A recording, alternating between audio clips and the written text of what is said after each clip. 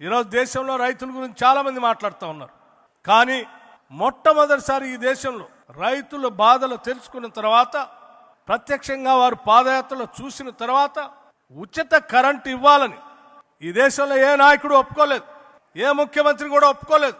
కానీ అందరినీ ఒప్పించి ఉచిత కరెంటు రైతులకు ఇస్తేనే వ్యవసాయ పరంగా అభివృద్ధి చెందుతే కాదు, రైతులు ఆత్మహత్యలు చేసుకోకుండా నిలబడగలుగుతారు, నేను చేయగలుగుతాను అని చెప్పి అందరిని ఒప్పించి మేనిఫెస్టోలో పెట్టి ముఖ్యమంత్రి కాగానే తొలి సంతకం పెట్టి దేశానికి ఆదర్శంగా నిలిచినటువంటి ఒక గొప్ప దార్శనికుడు డాక్టర్ వైఎస్ రాజశేఖర రెడ్డి గారు.